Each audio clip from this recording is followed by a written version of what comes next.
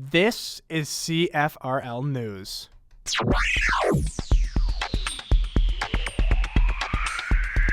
CFRL News at 9 p.m. Good evening, I'm Daniel Monroy. It will be partially cloudy and windy with a chance of snow. Tonight's low is minus 12. Currently at Fanshawe College, the temperature is minus 7 degrees. Party leaders continues their campaigns across the province, as two Ontario party leaders share their plans to help young people to deal with the affordability crisis. They are planning to reduce the student debt and unemployment. The pledge were by Liberal leader Bronnie Crombie and her NDP leader on the trail. Meanwhile, on Tuesday, the Conservative leader Doug Ford joined a diplomatic push in Washington, D.C. The Premier Ford took his Ontario election campaign to tour to Washington to make Ontario's case against the U.S. tariffs. The American President Donald Trump signed an executive tour to Washington to make Ontario's case against the U.S. tariffs. The American President Donald Trump signed an executive order this afternoon to reform America's federal workforce with the help of the new U.S. Department of Government Efficiency. The agency's leader, Elon Musk, was defending and explaining his actions so far. You see anything, you say, like, wait a second, hey, Elon, that seems like maybe that's, there's a conflict there. I sort of like people are going to be shy about saying that. They'll say it immediately. I'm trying to sort of right-size the federal bureaucracy, just make sure that this, obviously, there need to be a lot of people working for the federal government, but not as many as currently. Musk also said that they are going to address the deficit of $2 trillion, and if they don't do something about this deficit, the country is going in bankruptcy. The Prime Minister, Justin Trudeau, told U.S. Vice President J.D. Vance against steel and aluminum charges on Tuesday. This is the reason why the Canadian premiers picked up the Team Canada in the Washington to push against the U.S. President Trump's tariffs threat. Just one day after the U.S. President Donald Trump's statement saying that he wouldn't give aid to Jordan and Egypt if they don't take in Palestinians, he's now saying something else. Karen Travers has the story. President Trump says he doesn't have to threaten to withhold aid to Jordan and Egypt if they're not willing to take in displaced Palestinians from Gaza. We contribute a lot of money to Jordan and to Egypt, by the way, a lot, to both.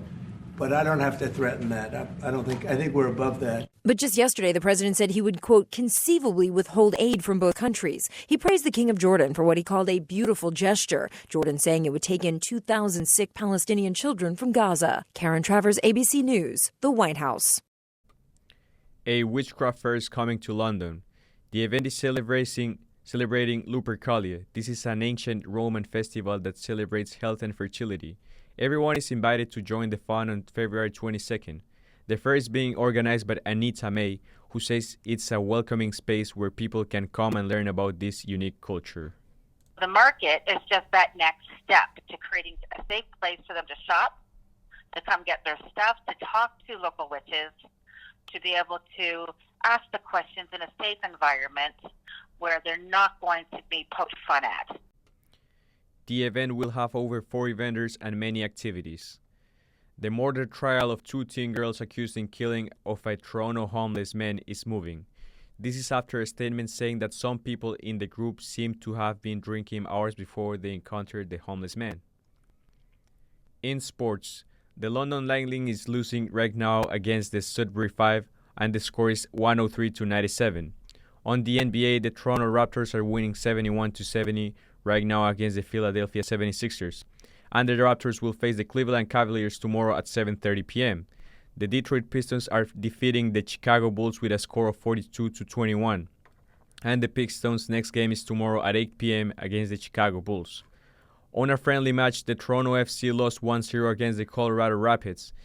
And the St. Louis Blues goaltender Jordan Binnington will start for Canada at the Four Nations face-off in the tournament opener tomorrow against Sweden.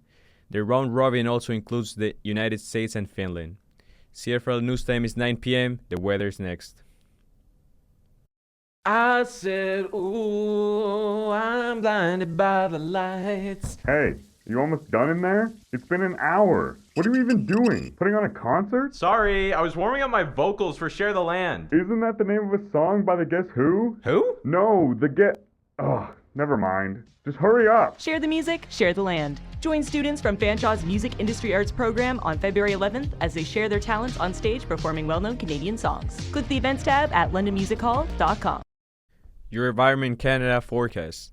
This week expects mostly cloudy and snowy weather. Saturday will be the warmest day, reaching a high of 0 degrees, while Thursday nights will drop down to minus 13 degrees. However, Friday will bring mostly sunny skies. Tonight there is a chance of snow and windy conditions, with a low of minus 12. Right now it's minus 7 degrees. Find more news online at CFRRadio.com.